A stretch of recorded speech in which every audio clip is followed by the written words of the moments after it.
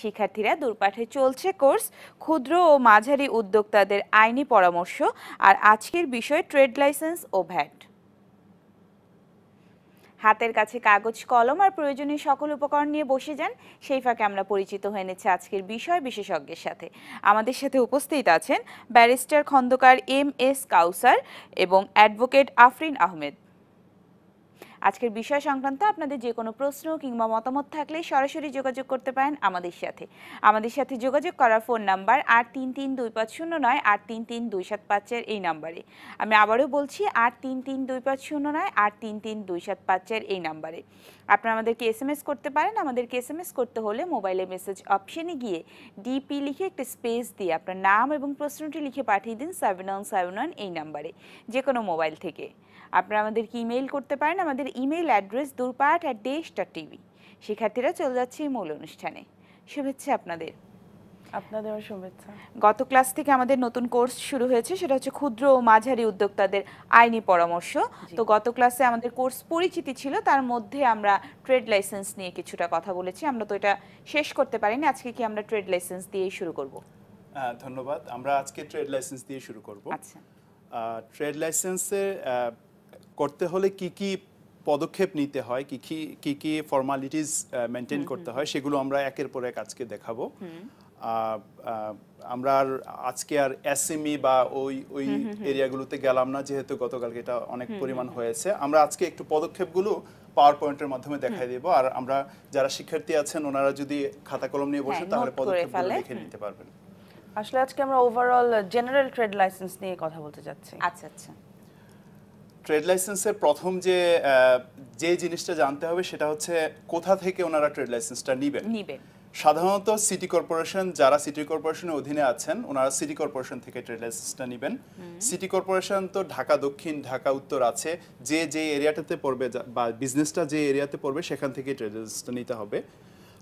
অথবা যদি কেউ সিটি কর্পোরেশনের বাইরে থাকে ওনারা ইউনিয়ন পরিষদ থেকে নিতে পারেন, অথবা পৌরসভার অফিস থেকে নিতে পারেন। এই জায়গাগুলো থেকে ওনারা ট্রেড লাইসেন্সটা নিতে পারবেন। ট্রেড লাইসেন্সটা নেওয়ার জন্য যেই দলিলগুলো আমাদেরকে মেনটেন করতে হবে তাদেরকে বা জমা দিতে হবে, সেগুলোর একটা আমরা ধারাবাহিকতা দেখাচ্ছি। একটা দরখাস্ত আছে ট্রেড লাইসেন্স করার জন্য, একটা দরখাস্ত, সেটা সিটি কর্পোরেশন বলেন বা ইউনিয়ন পরিষদের ওনাদের নিজস্ব প্রেসক্রাইবড ফরম্যাট আছে একটা। প্রেসক্রাইবড ফরম্যাটটা সেই ফরম্যাটে আমরা অ্যাপ্লিকেশন করতে হবে। আফরিন এখন ব্যাখ্যা করবেন কি কি ফর্মালিটিস মেনটেন করতে হবে সেই অ্যাপ্লিকেশনটার মধ্যে। দরখাস্ত যেটা সাধারণত হয়, মানে স্লাইডটা একটু চেঞ্জ করে দেই, যে অনেকগুলো ইনফরমেশন আমাদেরকে দিতে হয়, অনেকগুলো তথ্য দিতে হয়। তার মধ্যে তো অবশ্যই নাম, বাবার নাম, এগুলো অবশ্যই থাকতে হবে। এবং যেটা সবচেয়ে বড় জিনিস সেটা হচ্ছে ব্যবসার জন্য আমার যেই স্থানে আমি ব্যবসাটা করছি সেই জায়গাটার একটা ঠিকানা দিতে হবে।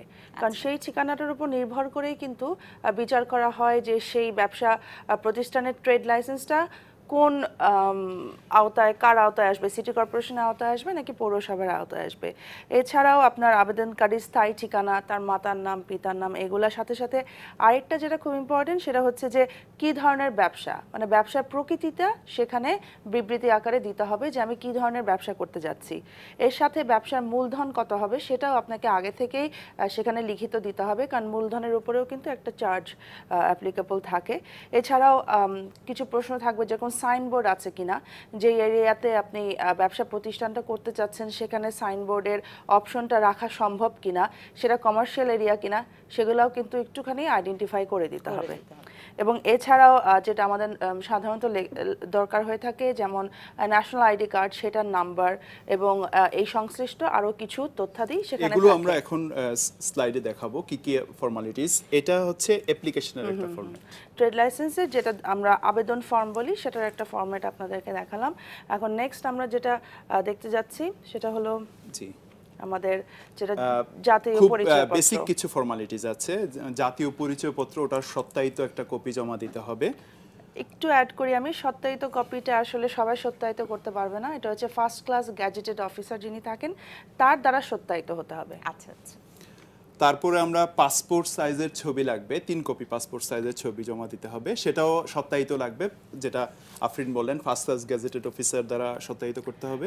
এবং এই 3 কপি ছবি বা যেটাই হোক, অনেকে দেখা যাচ্ছে যে আমি বছরে জীবনে একবার ছবি তুললাম, সেই ছবি আমি 5 বছর ধরে ব্যবহার করে যাচ্ছি। সো ওইটা কিন্তু অনেক সময় দেখা যাচ্ছে আমাদের একটা নতুন করে একটা ঝামেলার সৃষ্টি করে। সো যখনই যে কোনো ধরনের ফর্ম আপনারা জমা দিবেন, ম্যাক্সিমাম হচ্ছে 3 মাস পুরনো তোলা। হ্যাঁ, সদ্য তোলা বলতে আমরা 3 মাস বুঝি আর কি। 3 মাসের পুরনো হলে আসলে সেটাকে গ্রহণযোগ্য বলা হবে না। আচ্ছা। আর একটা ফি আছে, নির্ধারিত ফি আছে, সেটা নিয়ে আমরা ফিটা আসলে এটা অনেক ভেরি করে, এটা প্রতিষ্ঠান বেসিসে ভেরি করবে, সেটা 100 টাকা থেকে শুরু করে 40,000 পর্যন্ত হতে পারে। সুতরাং এটা ফি কোনো নির্দিষ্ট নাই যে এত টাকা, সেটা বিভিন্ন ব্যবসার উপর ডিপেন্ড করে ফিটা ডিপেন্ড করে। আর আমরা তারপর একটা ঠিকানা দিতে হয়, যেটা অলরেডি আফরিন বলেছেন, ঠিকানাটা দিতে হবে, এবং সব ক্ষেত্রে না, কিছু প্রতিষ্ঠানের ক্ষেত্রে তাদের লেআউট প্ল্যানটা জমা দিতে হয় কিছু প্রতিষ্ঠানের ক্ষেত্রে। তারপরে যারা বাড়ি ভাড়া নিয়ে বা প্রতিষ্ঠান ভাড়া নিয়ে যারা কোনো বিল্ডিংয়ে ব্যবসাটা করেন, সেই ভাড়ার জন্য তাকে মালিকের সাথে একটা ভাড়াটিয়া চুক্তিপত্র করতে হবে। সেই চুক্তিপত্রটা আবার করতে হবে স্টাম্প পেপারে, তারপর এটা রেজিস্টার্ড করে নিতে হবে, সেই চুক্তিপত্রটা করতে হবে, আর সাথে বাড়ি ভাড়ার যে রসিদটা সেটা জমা দিতে হবে। আচ্ছা, আমি জাস্ট এখানে আরেকটা জিনিস অ্যাড করে দিই, যে চুক্তিপত্রটা করবেন সেটা হচ্ছে 250 টাকার স্ট্যাম্প পেপারে আপনাকে সেই বাড়ি ভাড়া চুক্তিপত্রটা করতে হবে। তারপরে যারা ভাড়া নিবেন না কিন্তু নিজস্ব বাড়িতে ইয়েটা করবেন, প্রতিষ্ঠানটা করবেন, ওনাদেরকে মালিকানার কিছু ডকুমেন্ট দিতে হবে, মালিকানার প্রমাণপত্র কিছু দিতে হবে। যেমন যারা সিটি কর্পোরেশনে দেন, সেটার রিসিট জমা দিতে হবে, রিটার্ন জমা দেন, সেটার রিসিট জমা দিতে হবে, সেটা এই ধরনের মালিকানার প্রমাণপত্র জমা দিতে হবে। অনাপত্তিপত্র, দুইজন প্রতিবেশী, ওনার প্রতিবেশী দুইজন থেকে অনাপত্তিপত্র নিতে হবে, যাতে এটা প্রুফ করে যে ওনাদের কোনো আপত্তি নাই এই ব্যবসাটা এখানে করার ক্ষেত্রে, আর কোনো আপত্তি নাই। সেটা নিলে তাহলে এটার অথেন্টিসিটিটা প্রুফ হয়। এই রিকোয়ারমেন্টটা সব ক্ষেত্রে লাগে না, সিটি কর্পোরেশন বা ইউনিয়ন পরিষদ সবসময় চাইবে না, কিছু প্রতিষ্ঠানের ক্ষেত্রে হয়তো ওনাদের সেই কমপ্লায়েন্সটা বা রিকোয়ারমেন্টটা থাকতে পারে, তখন ওনারা সেই অনাপত্তিপত্রটা জমা দিতে হবে ওখানে। যদি প্রতিষ্ঠান লিমিটেড কোম্পানি হয় তাহলে সেই ক্ষেত্রে আরো কয়েকটা ডকুমেন্ট বেশি জমা দিতে হবে। যেমন যে লিমিটেড কোম্পানি হলে তাকে মেমোরেন্ডাম, আর্টিকেলস অফ অ্যাসোসিয়েশন এবং সাথে যে incorporation certificate, joint stock company থেকে কালেক্ট করা ইনকর্পোরেশন সার্টিফিকেট, সেটা সহ জমা দিতে হবে। এটা হচ্ছে জাস্ট যারা কোম্পানি করবেন তাদের জন্য এটা এডিশনাল একটা রিকোয়ারমেন্ট। এটা একটু আমি অ্যাড করি, সেটা হচ্ছে যেটা আমরা বলি মেমোরেন্ডাম অফ আর্টিকেল বা অ্যাসোসিয়েশন, সেইটার মধ্যে কি লেখা থাকে সাধারণত, যে আমার কোম্পানিটার নাম কি, সেখানে আপনার যদি শেয়ার হোল্ডার থেকে থাকে তাদের ডিটেলস এবং তাদের স্বাক্ষরও থাকে, বাট সেটারও একটা ফরম্যাট আছে, সাধারণত সেই ফরম্যাটটাই ফলো করা হয়। সংঘ স্মারকও বলি আমরা, বিধিও বলে থাকি বাংলায়। আর যদি প্রতিষ্ঠানটা কোম্পানি না হয়ে এটা যদি যৌথ মালিকানার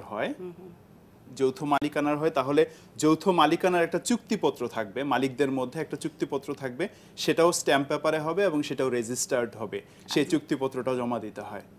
এগুলো হচ্ছে অ্যাডিশনাল কিছু কাগজপত্র, আগে যেগুলো আমরা বললাম সেগুলোর সাথে এইগুলো করতে হবে যদি কিনা কোম্পানির জন্য আমরা, এবং সেটা আমরা একটু ক্লারিফাই করি, এই রিকোয়ারমেন্টগুলো সবার জন্য না। যারা কোম্পানি তাদের জন্য কোম্পানির স্পেসিফিক কিছু ইনফরমেশন দিতে হয়, যারা যৌথ মালিকানাধীন তাদের জন্য সেইগুলো দিতে হয়, সবার জন্য সবগুলো কমপ্লায়েন্স ম্যান্ডেটরি না। কিছু প্রতিষ্ঠানের ক্ষেত্রে পরিবেশ অধিদপ্তর থেকে একটা পারমিশন নিতে হয়, কিছু প্রতিষ্ঠান থাকে তাদের সাথে পরিবেশের একটা সংযোগ থাকে, যে পরিবেশের এখানে ক্ষতি হওয়ার কোনো সম্ভাবনা থাকতে পারে, সেগুলো যদি যেখানে আপনি ট্রেড লাইসেন্স নেবেন, ওনারা যদি মনে করে যে পরিবেশ অধিদপ্তর থেকে একটা অনাপত্তিপত্র লাগবে, তাহলে সেটা এনে দিতে হয় সেটার জন্য। সব প্রতিষ্ঠানের তো আর পরিবেশের সাথে সংযোগ থাকে না, সেই ক্ষেত্রে তাদের জন্য এটা প্রয়োজন হয় না। টিআইএন সার্টিফিকেট কিছু প্রতিষ্ঠানের ক্ষেত্রে লাগে, সেগুলো সবার জন্য লাগে না। এটা আমরা মানে যারা করবে ওনারা এটা জেনে নেয় যে কার ক্ষেত্রে টিআইএনটা লাগে। টিআইএন হচ্ছে ট্যাক্স আইডেন্টিফিকেশন সার্টিফিকেট আর কি। আচ্ছা, এটা ট্যাক্স ভ্যাটের ক্ষেত্রে ট্যাক্সের এটা জন্য আমাদের এটা একটা কমপ্লায়েন্স প্রয়োজন হয়। আমরা গত ক্লাসে বলেছিলাম যে আমাদেরকে এটা হচ্ছে ট্রেড লাইসেন্স হচ্ছে একেবারে প্রথম দিকের একটা রিকোয়ারমেন্ট, একেবারেই প্রথম দিকের রিকোয়ারমেন্ট। এবং আমাদেরকে অনেক রকম কোশ্চেন এসেছিল গতকালকে যে ট্রেড লাইসেন্স কার জন্য দরকার, কতটুকু প্রয়োজন সব ক্ষেত্রে। আমরা বলেছিলাম এখানে আমি একটু বলছি, সেটা হচ্ছে নারী উদ্যোক্তা যারা আছে জি তাদের জন্য কি কি করণীয়, এই বিষয়টাও যদি এটার পাশাপাশি একটু বলতেন। হ্যাঁ, ট্রেড লাইসেন্সের ব্যাপারে আসলে ব্যবসা যখন আমরা বলি ব্যবসায়ী, এটার কিন্তু কোনো মানে ফেমিনিন অথবা মাস্কুলিন কোনো টার্ম নাই, সবাই ব্যবসায়ী। তো সেই ক্ষেত্রে মানে দুঃখজনক হলো বলতে হচ্ছে যে ট্রেড লাইসেন্স খোলার ক্ষেত্রে কিন্তু মহিলাদের আলাদাভাবে কোনো রকমের কোনো সহায়তা দেওয়া হয় না। বাট পরবর্তীতে ব্যবসা প্রতিষ্ঠান যখন স্থাপন হয়ে যায়, যখন ট্রেড লাইসেন্স বা এই রিলেটেড যেসব কাগজপত্র দরকার হয় সেগুলো যখন প্রস্তুত হয়ে যায়, লোন নেওয়ার ক্ষেত্রে বা অন্য ক্ষেত্রে মহিলাদের অগ্রাধিকার দেওয়া হয়। বাট যখন ব্যবসা শুরু করব সেক্ষেত্রে তেমন একটা আলাদা কোনো ভাগ বা ডিভিশন করা হয় না। এমনি নারী উদ্যোক্তাদের জন্য আমরা আলাদাভাবে একটা ক্লাস নিতে পারবো, কারণ নারী উদ্যোক্তাদের জন্য অনেক রকম ইনসেনটিভস আছে, অনেক আছে, বিশেষ করে যেটা আফরিন বললেন লোনের ক্ষেত্রে আছে, অন্যান্য আরো অনেক জায়গায় অনেক ইনসেনটিভস আছে, সেগুলো আমরা আলাদাভাবে দেখব। কারণ আমরা জানি দূরপাঠের সবচেয়ে বড় অডিয়েন্স নারী উদ্যোক্তা, ওনাদের জন্য আলাদা আমরা একটা করব। কিন্তু ট্রেড লাইসেন্সের ক্ষেত্রে যেটা বললেন যে স্পেসিফিক তেমন কোনো সুবিধাটা পাওয়া যায় না। তারপর একটা প্রশ্ন আসে যে ট্রেড লাইসেন্সটা কতদিনের জন্য ট্রেড লাইসেন্সটা করা হয়। সাধারণত ট্রেড লাইসেন্সটা করা হয় 1 বছরের জন্য। 1 বছর শেষ হলে তারপর এটা নবায়নের প্রশ্নটা চলে আসে, নবায়ন করতে হয়। তারপরও আবার একটা প্রভিশন আছে, এটা ইচ্ছে করলে 5 বছরের জন্য ট্রেড লাইসেন্স করা যেতে পারে। কেউ যদি চায় একবারে 5 বছরের পুরো ফিটা জমা দিয়ে দিতে পারেন। তারপরে এটা 5 বছরের জন্য তাকে তার ট্রেড লাইসেন্সটা হয়ে গেল। 5 বছর পরে গিয়ে তারপর তার একটা রিনিউয়ালের ব্যাপার আসে, যদি সেটা সেই সময়সীমার মধ্যে পড়ে। আমাদের ট্রেড লাইসেন্স নিয়ে আমাদের দেখানোর এতটুকুই ছিল। তারপরেও যদি কোনো প্রশ্ন আসে তাহলে আমরা সেগুলোকে করব।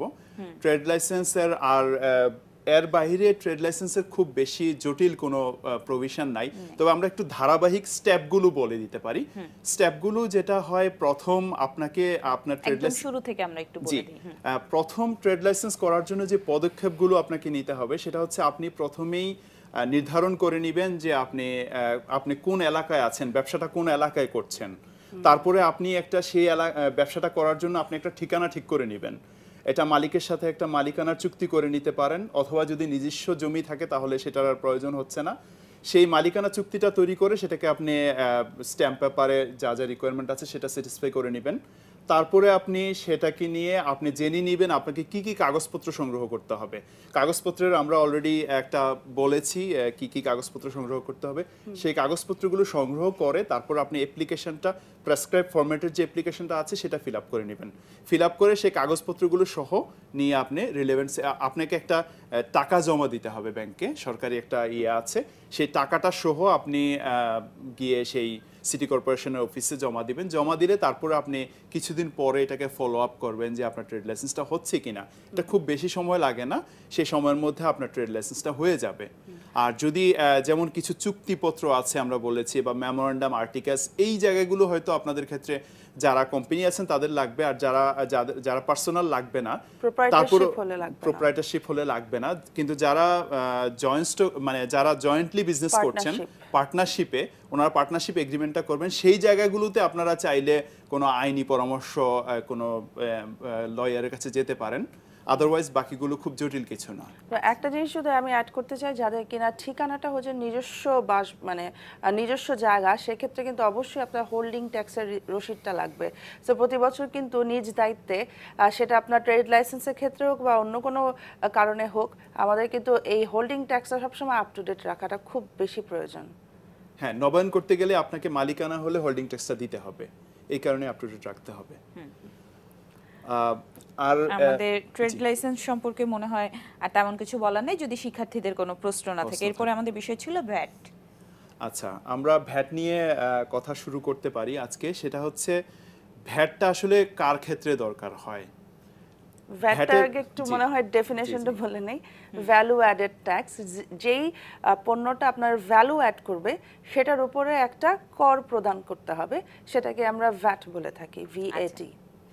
ভ্যাটটা আসলে খুব জটিল, এটার সম্বন্ধে অনেকের মধ্যেই ধারণা আছে, এটা খুব জটিল একটা প্রক্রিয়া। ভ্যাটের যেটা ভ্যালু অ্যাডেড ট্যাক্স মানে হচ্ছে আপনার যে প্রোডাক্টটার ভ্যালু আছে এটার মধ্যে যে এডিশন হবে তার উপরে ট্যাক্স। আচ্ছা, আপনার একটা প্রোডাক্ট উৎপাদনে 100 টাকা যদি হয়, সেটা আপনার বিক্রি পর্যন্ত এটার প্রাইস যদি আপনার এই 100 টাকা প্রোডাকশন সাথে আপনার অন্যান্য যে খরচ আছে সবকিছু মিলে আপনি যদি 120 টাকা বিক্রি করেন, তাহলে 100 থেকে 120 টাকা এই জায়গাটার মধ্যে ভ্যালুটা অ্যাড হয়। আচ্ছা। এই কারণে অনেকের মধ্যে এটা মিসকনসেপশন আছে যে পুরো টাকাটার উপরেই মনে হয় ভ্যাটটা হয়। কারণ হচ্ছে ভ্যাটের যে কনসেপ্টটা হচ্ছে আপনি অরিজিনাল যে কনসেপ্টটা আপনার এডিশনটার উপরেই ভ্যাটটা হয়। আপনি যখন প্রোডাকশন যেটা হচ্ছে সেটার মধ্যে আপনি ভ্যাট দিচ্ছেন না, কিন্তু প্রোডাকশনের আগে আপনি যেই র মেটেরিয়ালসগুলো কিনছেন সেগুলো একটা ভ্যাট দিয়ে আসেন, কিন্তু সেটার ক্ষেত্রে আবার সেই ভ্যাটটা আবার আপনি যখন বিক্রি করবেন তখন কিন্তু বা বিক্রির আপনি যখন ওই প্রোডাক্টটা র মেটেরিয়ালসগুলো কিনছেন সেগুলো সাপ্লাইয়ের সময় আপনি আবার সেটা রিবেট নিয়ে নেবেন। সুতরাং ওটার আপনার ভ্যাট হচ্ছে না, ভ্যাটটা হচ্ছে আলটিমেটলি এডিশনটার উপরে। এই কনসেপ্ট মিসকনসেপশনটা অনেকের মধ্যেই মানে কাজ করে আর কি। কিন্তু এই জন্য কিন্তু এটা নামের মধ্যেই বলে দেওয়া আছে যে অ্যাডেড ট্যাক্স, নট যে যেই জিনিসটাই আমি খরচ করছি সেটার উপরে না, এটা হচ্ছে যেটাকে ভ্যালু অ্যাড করছে সেটার উপরে ট্যাক্স শুধুমাত্র। আর ভ্যালু অ্যাডেড ট্যাক্স নিয়ে অনেক রকম আছে, অনেক রকম কনফিউশন আছে। এইটার ক্ষেত্রে ভ্যাটের ক্ষেত্রে আপনি যদি ভ্যাটেবলের মধ্যে পড়েন, মানে আপনার ভ্যাট দেওয়ার যে এরিয়া আছে সেটার মধ্যে যদি আপনি পড়ে যান, তাহলে আপনাকে রেজিস্ট্রেশনটা ম্যান্ডেটরি হয়ে যায়। রেজিস্ট্রেশন আপনাকে অবশ্যই করে নিতে হবে। আর ভ্যাটের যেটা বলা হয় একটা শব্দ আছে সরবরাহ। আপনার সরবরাহের ক্ষেত্রে বা যখন আপনি একটা প্রোডাক্ট তৈরির পরে সরবরাহ করতে যাচ্ছেন ঠিক সেই সময়টাতে আপনার উপর ভ্যাটটা ইম্পোজ হয়ে যাচ্ছে। সুতরাং আপনি যখন একটা প্রোডাক্ট কিনছেন র মেটেরিয়ালস, তখন ওখান থেকে যার কাছ থেকে কিনছেন তার কাছ থেকে সরবরাহ হওয়ার সময় সেটাতে ভ্যাট ইম্পোজ হবে, যেটা আপনি রিবেট নিয়ে নিচ্ছেন।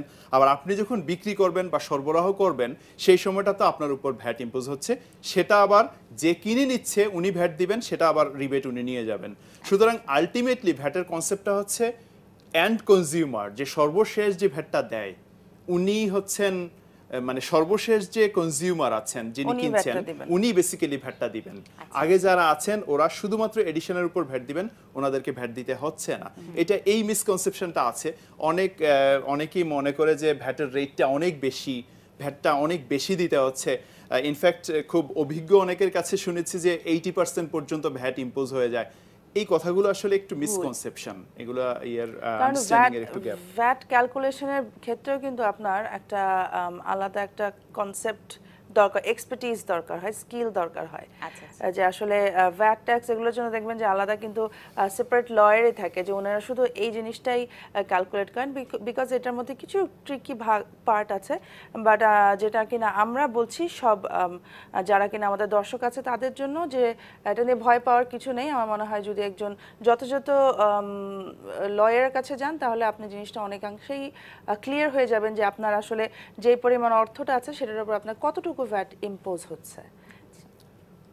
আরও কিছু আছে, মিসকনসেপশন আছে, এবং যারা বিজনেস করছেন ওনারা হয়তো এই ব্যাপারগুলো জানেন না। কমপ্লায়েন্সের এই গ্যাপগুলোর কারণে দেখা যায় যে ভ্যাট অথরিটির কাছে আপনারা অনেক সময় এই বিপদগুলোতে পড়ে যান।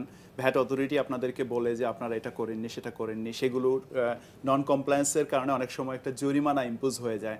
আবার অনেক সময় দেখা যায় যে আপনি ব্যবসা করছেন, আপনি না জানার কারণে 5 বছর পরে গিয়ে ভ্যাট অথরিটি বলল আপনি গত 5 বছরে এত টাকা ভ্যাট দেননি, আপনার উপর বড় একটা অ্যামাউন্ট এসে চেপে যেতে পারে। প্লাস একটা ফাইনও হয়, একটা ফাইন অ্যামাউন্টও থাকে। সো দুটো মিলে দেখা যাচ্ছে যে অঙ্কটা অনেক বড় হয়ে যায়। এই কারণে আপনাকে সব সময় আপডেট থাকা উচিত, সতর্ক থাকা উচিত, এবং আপনাকে যা যা ফর্মালিটিজ মেইনটেইন করতে হবে, কিছু কাগজপত্রের ফর্মালিটিজ আছে সেগুলো মেইনটেইন সতর্ক থাকতে হবে। এরপরে কাগজপত্রের ফর্মালিটিজ বিষয়ে আমরা জানবো বিরতি থেকে ফিরে এসে। দূরপাঠী শিক্ষার্থীরা কোথাও যাবেন না, নিয়ে নিচ্ছি ছোট্ট একটা বিরতি, আমাদের সাথেই থাকুন। ফিরে এলাম বিরতি থেকে। শিক্ষার্থীরা দূরপাঠে চলছে ক্ষুদ্র ও মাঝারি উদ্যোক্তাদের আইনি পরামর্শ, চলে যাচ্ছি ক্লাসে। আমরা ছিলাম ভ্যাট বিষয়ে। আমরা আসলে এতক্ষণ কথা বলছিলাম ট্রেড লাইসেন্স নিয়ে এবং ট্রেড লাইসেন্সে কি কি পদ্ধতি সবকিছু আমরা বললাম, কি কি কাগজপত্র প্রয়োজন হবে সেটা বললাম, এবং তারপরেই যেটা আমাদের অনেকটা ইম্পর্টেন্ট বলবো আমি অবশ্যই, সেটা হচ্ছে আমাদের ভ্যাট। সেটা নিয়ে কাউসার ভাই কিছুক্ষণ এক্সপ্লেইন করলেন। আমরা আরেকটু ডিটেলসে যাই। আসলে ভ্যাটের রেজিস্ট্রেশনের পরে কিন্তু কমপ্লায়েন্স ব্যাপারটাও চলে আসে। তো কাউসার ভাই একটু কমপ্লায়েন্সটা। আমাদের ভ্যাট রেজিস্ট্রেশনের পরে অনেক কিছু ফর্মালিটি সবসময় মেনটেন করতে হয়, যেটা সম্বন্ধে আসলে আমি বলবো অনেক বিজনেসম্যান বা অনেক বিজনেস অথরিটি আছে যারা এটা জানে না। এই না জানার কারণে কিছুদিন পরপরই ভ্যাটের অথরিটির কাছ থেকে তারা বিভিন্ন রকম প্রবলেম ফেস করতে হয়। অনেকগুলো কিছু কাগজপত্র মেনটেন করতে হয়। কাগজপত্রগুলোর মধ্যে যেমন আছে, এগুলোকে বলা হয় মূসক 11 একটা কথা আছে, সেটা হচ্ছে আপনার রিসিপ্ট। আপনি যার কাছে বিক্রি করছেন তার কাছে একটা যে রিসিপ্ট জমা দিয়েছেন বা তাকে একটা অংশ দিয়েছেন, রসিদ দিয়েছেন, সেটার একটা অংশ আপনার কাছে জমা রাখতে হবে এবং এটা আপনাকে অফিসে বা আপনার যে বিজনেসের এরিয়া আছে সেখানে জমা রাখতে হবে। এটা অনেকে জানে না, দেখা যায় যে রিসিটের অংশটাকে সে হয়তো কোথাও নিয়ে রেখে দিল, তার বাড়িতে রেখে দিল, এটা না। কারণ ভ্যাট অথরিটি যে কোনো সময় আপনার ভিজিটে আসতে পারে, আপনার ইয়েতে, সেখানে এসে সাডেন ভিজিটও আসতে পারে, সেখানে এসে ওনারা সেই রিসিটটা দেখতে চাইবেন। এটা একটা অংশ। রিসিটের থেকে আপনি যে বিক্রি করেছেন, আপনি বিক্রি থেকে যে টাকাটা পেয়েছেন, সেই টাকাটা আপনার একটা রসিদে এন্ট্রি করতে, একটা খাতায় এন্ট্রি করতে হবে। আপনি যে ক্রয় করেছেন, যা যা ক্রয় করেছেন সেগুলোর যে অ্যামাউন্টটা, সেটা আপনার একটা খাতায় মেনটেন করতে হবে। তারপরে এগুলোকে অ্যাডজাস্টমেন্ট একটা খাতায় মেনটেন করতে হবে। আপনি যে রিটার্ন জমা দিচ্ছেন সেটা আবার একটা কমপ্লায়েন্স, প্রত্যেক মাসে দিতে হয়। এটা অনেকেই জানেন না যে প্রতি মাসেই ভ্যাট জমা দিতে হয়, ভ্যাটের রিটার্নটা জমা দিতে হয় প্রত্যেক মাসে। এই বিষয়ে যেহেতু বলছেন, আপনারা যদি একটু বলতেন যে ভ্যাটের রেটটা কত, আর এটা কি সবাইকে দিতে হয় না কেউ কেউ এটা থেকে অব্যাহতি পায়, এই বিষয়ে যদি একটু বলতেন।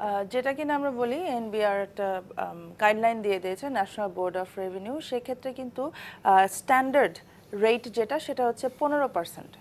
15% ভ্যাটটা অ্যাপ্লিকেবল হয় সবার উপরে, বাট কিছু কিছু ক্ষেত্রে দেখা যাচ্ছে এর থেকে কমও হতে পারে, যেমন কিছু কিছু ক্ষেত্রে 4%ও হতে পারে।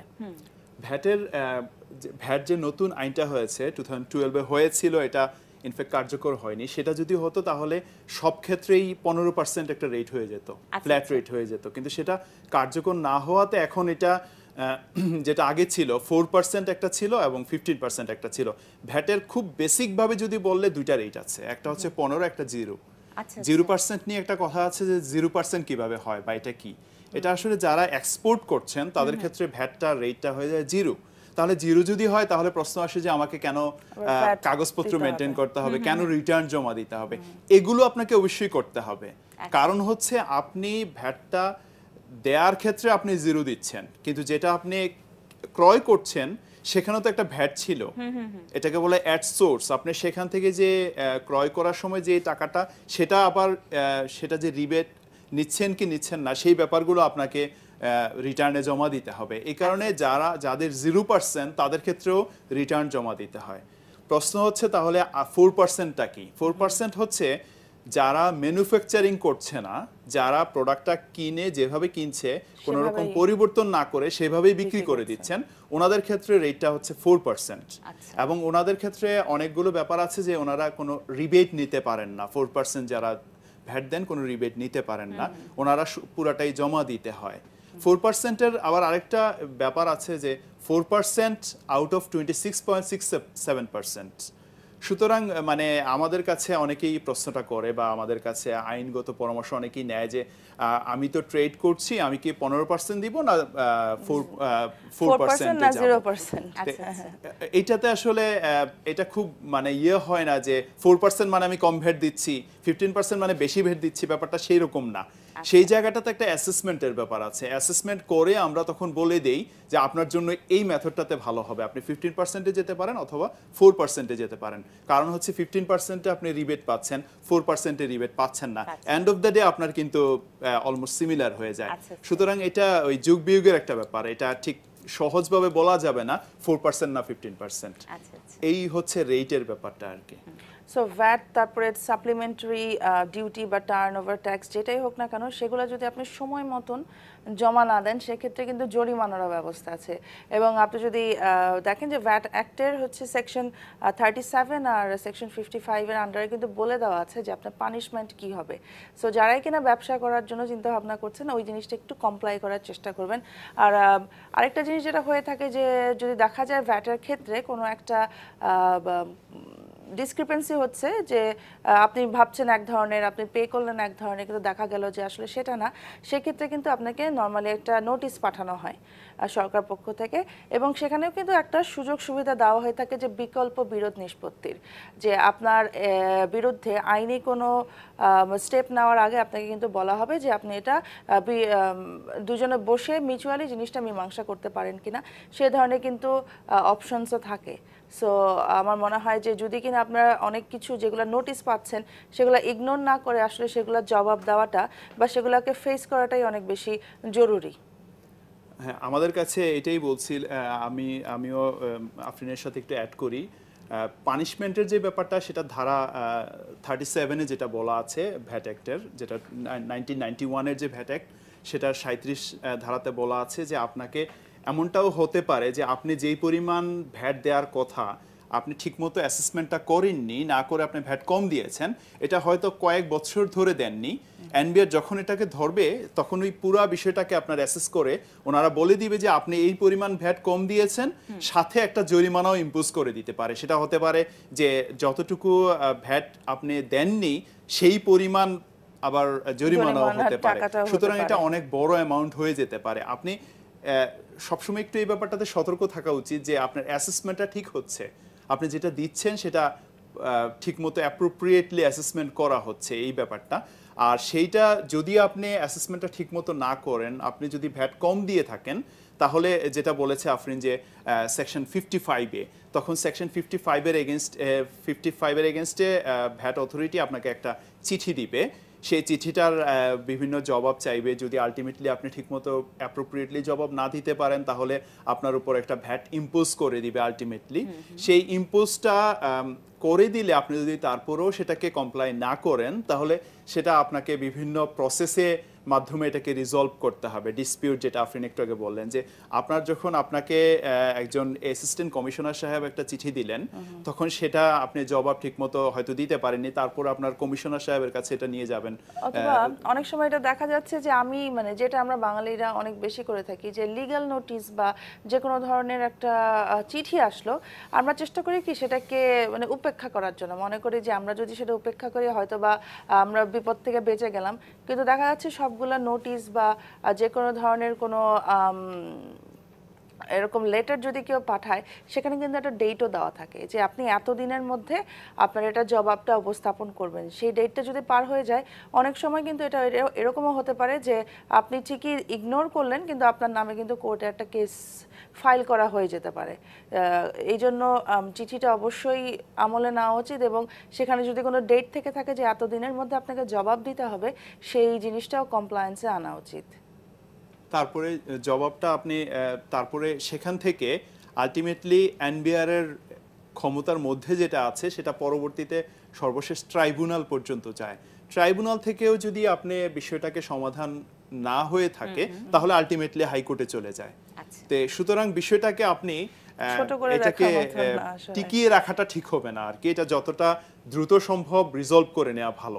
আদারওয়াইজ দেখা যায় যে হাইকোর্ট যাবে, তারপরে এপিলেট ডিভিশন যাবে, এটা অনেক লম্বা সময় ধরে বিষয়টা ডিসপিউটটা থেকে যায়। সেটাকে করা উচিত না, সেগুলোকে অ্যাভয়েড না করে যত দ্রুত সম্ভব রিজলভ করে ফেলা উচিত।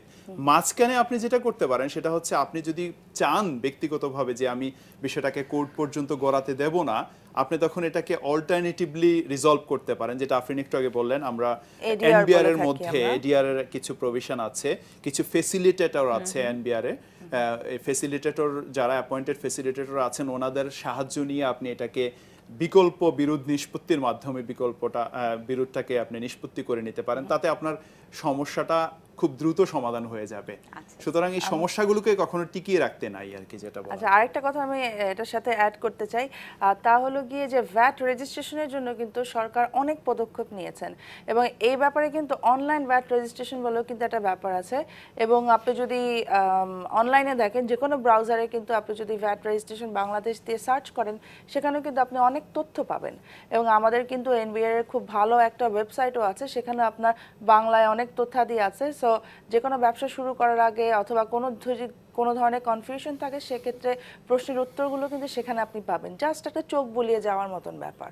আচ্ছা, আমাদের হাতে আরো 10 থেকে 12 মিনিট সময় আছে। আমরা কি ভ্যাট নিয়ে কথা বলবো না নতুন কোনো বিষয়ে যাব? না, ভ্যাট নিয়ে আমরা আরো, ভ্যাট বিষয়টা আসলে এটার জটিলতা অনেক বেশি, মানে এটা সম্বন্ধে ধারণাটা অনেক কম যেটা আছে ব্যবসায়ীদের মধ্যে, যে কারণে আমরা এটা নিয়ে আমার মনে হয় আরো যদি শিক্ষার্থীদের কোনো প্রশ্ন থাকে অথবা আমরা বিষয়টাকে নিয়ে আরেকটু আলোচনা করে নিতে পারি, তাতে একটু ব্যবসায়ীদের হয়তো সুবিধা হতে পারে। আর আরেকটা ইস্যু, এটা হয়তো আমরা আজকে পারবো কিনা জানি না, এখন ট্যাক্সের একটা সময় যাচ্ছে এবং এটা রিটার্ন জমা দেওয়ার খুব শেষ সময়টা খুব কাছাকাছি চলে আসছে। এই মাসের মধ্যেই, নভেম্বরের মধ্যেই জমা দিতে হবে ট্যাক্সের ইস্যুটা। এখন ট্যাক্সের আমরা গত ক্লাসে একটু টাচ করেছিলাম যে এটা এখন খুব রিলেভেন্ট একটা ইস্যু। আমরা সম্ভবত আজকে পারবো না, আমরা পরবর্তী ক্লাসে এটা নিয়ে অনেক কথা বলতে হবে, আমাদের কথা বলতে পারবো। কারণ কি, আসলে ব্যবসা শুরুর ক্ষেত্রে আমরা শুধু যারা কিনা ব্যবসায়ী আছি, প্রথমেই চিন্তা করি যে আমার প্রোডাক্টটা কি হবে, প্রোডাক্ট আমি কার কাছে সাপ্লাই করব, অথবা কিভাবে সেটার আমরা মূল্য নির্ধারণ করব, ওগুলো নিয়ে আমরা বেশি ব্যস্ত হয়ে পড়ি। বাট এটার সাথে যে কমপ্লায়েন্সের ব্যাপারগুলো আছে, যেগুলো লিগ্যাল ডকুমেন্ট আছে, সেগুলো যদি আপনি প্রথম থেকেই একদম সিরিয়ালি রাখতে পারেন, তাহলে কিন্তু আপনার ব্যবসাটা যখন চলবে, সেক্ষেত্রে কিন্তু আপনার অন্য প্রবলেমগুলো অতটা সমস্যার সৃষ্টি করতে পারবে না। কারণ দেখা গেল যে একটা ব্যবসার মাঝখানে আমার কোনো একটা ভ্যাট নিয়ে আমি একটা চিঠি পেলাম, অথবা আমার রেজিস্ট্রেশন ক্যান্সেল হয়ে গেল, অথবা আমি গভর্নমেন্ট থেকে কোনো একটা নোটিশ পেলাম, সেক্ষেত্রে দেখা যাচ্ছে কিন্তু যে আমার মূল যে ব্যবসাটা, সেটাই আমার ক্ষতিগ্রস্ত হয়ে যাচ্ছে। এজন্য আমরা আসলে এত জোর দিয়ে বলছি যে ব্যবসা শুরু করার আগে কি কি জিনিস অবশ্যই আপনাদের জানা উচিত, এবং কারা কারা এসব ট্রেড লাইসেন্স বলেন বা কোম্পানি রেজিস্ট্রেশন বলেন, কাদের উপরে সেটা প্রযোজ্য হবে। আমরা যেহেতু এসএমই নিয়ে এবং ক্ষুদ্র এবং মাঝারি ব্যবসায়ীদেরকে নিয়ে ডিল করছি, আমার কাছে যে তথ্যটা আছে সেটা হচ্ছে বাংলাদেশের প্রায় 3 কোটি মানুষ সরাসরি অথবা মানে ইনডিরেক্টলি এই এসএমইর সাথে জড়িত। তাদের জীবিকা বা তাদের পরিবার সবকিছুই এসএমইর উপর নির্ভর করছে। অ্যাবাউট 3 কোটি মানুষ। সুতরাং এটা একটা বড় অ্যামাউন্ট অফ পারসনস। এটার সাথে আর কি আরেকটু অ্যাড করে 3 কোটির মধ্যে কিন্তু 10% হচ্ছে মহিলা। হ্যাঁ, সুতরাং ওনাদের ক্ষেত্রে প্রত্যেককে আমাদের যেই পরামর্শগুলো আমরা দিচ্ছি সেটা হচ্ছে, আপনি ব্যবসাটাকে, গত ক্লাসেও বলেছিলাম যে ব্যবসাটাকে যদি আপনি বড় করতে চান, বড় করে দেখতে চান আপনার ব্যবসাটা, তাহলে অবশ্যই আপনাকে এই বিষয়গুলো জেনে আগাতে হবে। এই বিষয়গুলো সম্পর্কে জানবো। আমাদের সাথে একটি ফোন আছে, ফোনটা নিয়ে নিচ্ছি। হ্যালো, আসসালামু আলাইকুম। ওয়ালাইকুম আসসালাম। শিক্ষার্থী নাম বলে প্রশ্ন করুন। আমার নাম হচ্ছে শাহাবুদ্দিন আহমেদ, আমি ঢাকা থেকে বলছি। আমার প্রশ্নটা ছিল যে আমি যখন একজন সরবরাহকারী, আমি ব্যবসা করছি, আমি একজন সরবরাহকারী হিসাবে আমার ভ্যাটটা ক্যালকুলেট কিভাবে করবো, মানে ভ্যাটটা আমি কিভাবে দিব, কত পার্সেন্ট কিভাবে দিব, আর দ্বিতীয়ত যখন আমি বাংলা থেকে পণ্যটা কিনছি, তখন আমি ভ্যাটটা কিভাবে ক্যালকুলেট করবো, আমার এই প্রশ্নটা। আমরা কি বুঝতে পেরেছি তার প্রশ্ন? লাস্টের কথাটা কি বলছে, যে কিস্তিতে যদি ব্যবসা করে, মানে লোন নিয়ে? আমি বলি যে আমি যদি কোথাও থেকে পণ্যটা কিনে, আমি কিনে কারো কাছে সরবরাহ করছি, তখন আমি এজ এ সরবরাহকারী প্রতিষ্ঠান আমি কিভাবে ভ্যাটটা ক্যালকুলেট করবো, বা আমি কিভাবে ভ্যাটটা দিব। আর দ্বিতীয়ত, যখন আমি কারো থেকে পণ্য কিনছি, তখন আমি আমার ভ্যাটের পার্সেন্ট কিভাবে ক্যালকুলেট করবো, আমি কিভাবে পেমেন্ট করবো, আমার এই রেটটা এবং ক্যালকুলেশন প্রক্রিয়াটা কি জানতে চাচ্ছিলাম। আচ্ছা, আপনি তাহলে সরবরাহকারী, আপনি কোনো ম্যানুফ্যাকচারিং করছেন না। আপনি যদি ম্যানুফ্যাকচারিং না করে থাকেন, তাহলে আপনি কোন মেথডে যাবেন, সেটা কি 4% না 15%, সেটা একটা ব্যাপার আছে। সেটা ক্যালকুলেশনের একটা ব্যাপার আছে যে 15%-এ গেলে আপনাকে কি পরিমাণ ভ্যাট দিতে হচ্ছে, আর 4%-এ গেলে আপনাকে কি পরিমাণ ভ্যাট দিতে হচ্ছে। 4% আমি যদি 4%-এর ক্যাপাবল হই, তখন দেন আমি কিভাবে ক্যালকুলেট করব? আচ্ছা, 4% যদি অ্যাভেল করেন তাহলে আপনাকে আপনার টোটাল যে ইয়েটা হচ্ছে আপনার টার্নওভারটা সেটার উপরে বেস করে ক্যালকুলেশনটা হবে 26.67% এর উপরে আপনার ভ্যাটটা হবে 4%। সেই ক্ষেত্রে আপনাকে 4%-এর একটা সুবিধা হচ্ছে আপনাকে সমস্ত ডকুমেন্টগুলো মেনটেন করতে হয় না, যেটা 15%-এর ক্ষেত্রে আপনাকে মূসক 11, 16, 17, 18 এগুলো সব কিছু মেনটেন করতে হয়। আপনার 4%-এর ক্ষেত্রে এইগুলো মেনটেন করতে হয় না, সেটা আপনার একটা সুবিধা আছে। কিন্তু আমি যেটা আরেকবারও বলেছিলাম যে আপনার আসলে ক্যালকুলেশনে গিয়ে আপনাকে বুঝতে হবে আপনার জন্য কোনটা ভালো। সবসময় যে 4% ভালো হবে তাও কিন্তু না, কিছু ক্ষেত্রে আপনার 15%টাও আপনাকে হেল্প করতে পারে, আপনার জন্য সুবিধাজনক হতে পারে। আরেকটু একটা বিষয় একটু জিজ্ঞেস করি, যেটা হচ্ছে যে আমি 100 টাকা একটা পণ্য ক্রয় করলাম, আমি কিনে কারো কাছে আমি 120 টাকা। সরি, আপনার ইয়েটা একটু কথাটা বোঝা যাচ্ছে না। আমি টেলিভিশনের ভলিউম মিউট করে কথা বলেন, আমরা বোধহয় বুঝতে পারছি। 100 টাকা একটি পণ্য ক্রয় করে 120 টাকা যদি কারো কাছে আমি সরবরাহ করি, সেল দিই, তখন আমার যেটা 100 টাকার উপরে আমি কিভাবে পেমেন্ট করব? জি, ধন্যবাদ। আমার মনে হয় বুঝতে পেরেছি। 100 টাকায় যদি সে কেনে, সরবরাহ যেটা বলছিল উনি, সেক্ষেত্রে ভ্যাটটা কিরকম হবে, এবং 120 টাকা যখন সে বিক্রি করবে তখন সেইটার ভ্যাটটা কিরকম হবে, দুইটাই সে জানতে চাচ্ছে। ভ্যাট ক্যালকুলেশনের আমরা আগেই বলেছিলাম, ভ্যাট ক্যালকুলেশনের বেসিক মেথড হচ্ছে ভ্যালু অ্যাডেড ট্যাক্স। আপনার যেটা অ্যাড হয়েছে সেটার উপরেই কিন্তু ট্যাক্সটা হয়, এটাই হচ্ছে বেসিক কনসেপশন অফ ভ্যাট। সুতরাং আপনার যে সংযোজন যেটা সেটার উপরেই ভ্যাট হবে। ভ্যাটটা ইনফ্যাক্ট আপনাকে দিতে হচ্ছে আলটিমেটলি যেটা সংযোজন সেটার উপরেই। আচ্ছা আচ্ছা, তার মানে আমরা এক্ষেত্রে ধরতে পারি সে 20 টাকার উপরে, যদি 100 টাকার উপরে যদি 120 টাকা। আচ্ছা, এখানে যেটা হয় যে এখন যেটা দেখা যায় সবগুলোতে, বিভিন্ন সুপার শপগুলোতে, শপিং মলগুলোতে পুরো পণ্যের দাম যেটা আছে সেটার উপরে 15% ভ্যাট নেওয়া হয় কোথাও কোথাও। তো এইটাকে আপনারা কি বলবেন যে সম্পূর্ণ ভুল বা সঠিক নয়? এইটা আসলে একটু দেখার বিষয় যে পুরো পণ্যের উপরে, পুরো যেটার উপরে 15% দিতে হচ্ছে, যদি বলেন যে একটা প্রোডাক্টের যতটুকু দাম আছে সবটার উপরে 15%, তাহলে এটা অবশ্যই সঠিক মেথড নয়।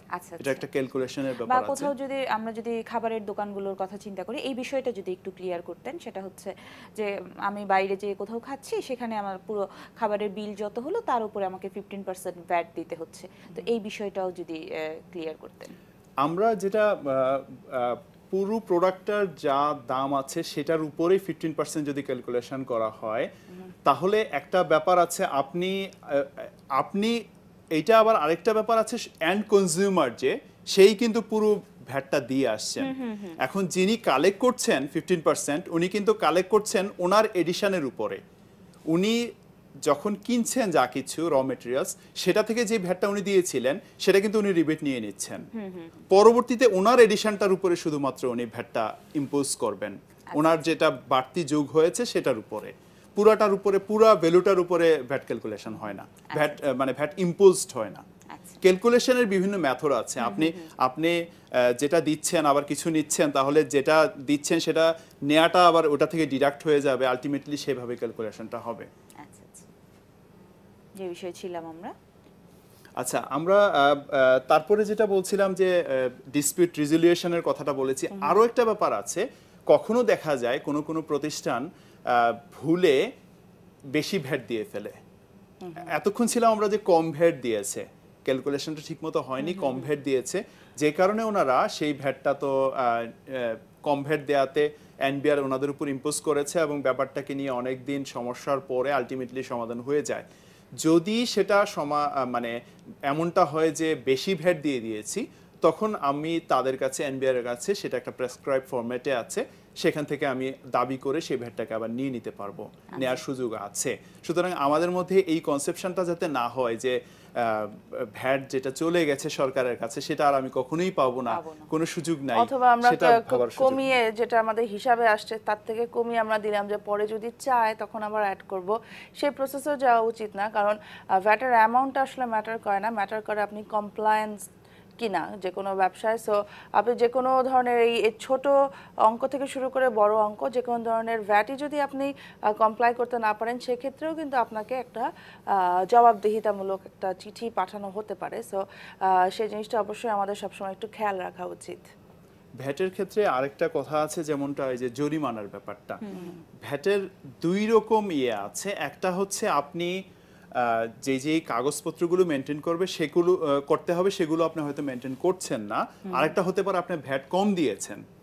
এখন দেখতে হবে অপরাধ হিসেবে কোনটাকে কনসিডার করা হচ্ছে। আপনি কাগজপত্র মেনটেন করছেন না, এটা অনেকে নেগলিজেন্টলি হোক বা যে কোনো কারণেই কাগজগুলো মেনটেন করে না, মনে করে যে এটাকে হয়তো অবহেলা একটু করে নেয়, কিন্তু তাতে হয় কি আপনার কমপ্লায়েন্স যখন হবে না, কমপ্লায়েন্সের কারণে এটা একটা নির্দিষ্ট পরিমাণ জরিমানা আছে, এটা 25,000 টাকাও হতে পারে, সামথিং এই ধরনের একটা অ্যামাউন্ট হয়। কিন্তু আপনি ভ্যাট যেটা কম দিয়েছেন সেটা সেই অ্যামাউন্টটার আবার ডাবল পরিমাণ পর্যন্ত আপনার উপর জরিমানা হতে পারে, কারণ ভ্যাট যেটা জেনে শুনে কম দিয়েছেন সেটা হচ্ছে অপরাধ। আর যেটা আপনি না জেনে করেননি, কাগজ মেনটেন করেননি, সেটা আবার সেটার জন্য আপনার একটা পানিশমেন্ট আছে। অনেকে যেটা মনে করে কাগজপত্র মেনটেন করলে না করলে এনবিআর আমাকে ধরতে পারবে না, আমার বিক্রিটা বুঝতে পারবে না। এটাতে আবার একটা অনেক রকম জটিলতা আছে। যেমন এনবিআর যদি আপনার কাছ থেকে ধরে নিতে পারে যে আপনি বিক্রি করেছেন এত টাকা, কিন্তু আপনি না দেওয়ার জন্য কাগজপত্র মেনটেন করেননি, তাহলে সেই ক্ষেত্রে যেটা বললাম অনেক বড় একটা পানিশমেন্ট হয়ে দাঁড়াতে পারে। এমনও হতে পারে যে তারা আপনাকে পরীক্ষামূলকভাবে আপনাকে অনেক বেশি পরিমাণ বিক্রি হিসেবে আপনাকে বলছে, আপনি তখন প্রুফ করতে হবে যে আপনি এই পরিমাণ বিক্রি করেননি। সুতরাং এই জায়গাটাতে অনেক রকম জটিলতা আছে। আমি বলবো কাগজপত্র বা যে প্রয়োজনীয় রেজিস্ট্রেশনটা, যেটা রেজিস্ট্রেশন আপনার যেখানে প্রয়োজন, যদি আপনি রেজিস্ট্রেশন না করেন, অনেক সময় বাধ্যতামূলকভাবে আপনাকে রেজিস্ট্রেশন করানো হবে সরকারের পক্ষ থেকে, তখন আবার আপনার উপর কিছু জরিমানার প্রশ্ন চলে আসে। সুতরাং আবার অনেকে মনে করে যে রেজিস্ট্রেশনটা না করলে মনে হয় এনবিআর আমাকে ধরতে পারবে না, আমি তাদের এরিয়ার মধ্যে পড়লাম না। এই ব্যাপারগুলো আসলে ঠিক না। আমরা যেটা গত ক্লাসেও বলেছিলাম যে আপনি আসলে ব্যবসাটা কতটুকু করতে চান, আপনি কি লেভেলে যেতে চান, সেটার উপর ডিপেন্ড করছে আপনি কোনটা করবেন। আপনি যদি ব্যবসাটাকে অনেক বড় আকারে দেখতে চান, এবং আমরা গত ক্লাসেও বলেছিলাম যে এসএমইটা হচ্ছে একটা মাঝামাঝি জায়গা, এটাকে অনেকে অস্থায়ী বলে ব্যবসাটাকে, কিন্তু আসলে প্রুফ করতে হবে যারা ছোট ব্যবসায়ী বা মাঝারি ব্যবসায়ী, তাদেরকে প্রুফ করতে হবে যে আমরা অস্থায়ী ব্যবসায়ী না, আর এই ছোট ব্যবসায়ী একদিন অনেক বড় ব্যবসা হয়ে দাঁড়ায়। সুতরাং সেই জায়গাটাতে কমপ্লায়েন্সগুলো খুব জরুরি। আমাদের হাতে আর 1 মিনিট সময় আছে, শিক্ষার্থীদের উদ্দেশ্যে যদি ছোট্ট করে কিছু বলার থাকে। যেটা একটু আগে বলেছি, আসলে সব কাগজপত্র কমপ্লায়েন্ট রেখে ব্যবসা করাটা আসলে আমাদের জন্য, যারা কিনা ব্যবসায়ী তাদের জন্য খুব বেশি গুরুত্বপূর্ণ। কারণ কোনো একটা কাগজের কমতি থাকলে সেক্ষেত্রে কিন্তু সমস্যাটা আমাদেরই ফেস করতে হবে। সো ব্যবসা যখন শুরু করছি তখন কি কি কাগজপত্র লাগবে, দরকার হলে 1 মাস পরে আমরা ব্যবসাটা শুরু করলাম, কিন্তু কাগজপত্রগুলো আমরা যথাযথভাবে যথাযথ কর্তৃপক্ষের কাছ থেকে সংগ্রহ করে তারপরে আমাদের ব্যবসা শুরু করা উচিত। আমার মনে হয় শিক্ষার্থীরা বুঝতে পেরেছে। খুব সুন্দর একটি ক্লাস আমরা করলাম আজকে ট্রেড লাইসেন্স এবং ভ্যাট বিষয়ে। আপনাদের দুজনকে অসংখ্য ধন্যবাদ। আপনাকেও ধন্যবাদ।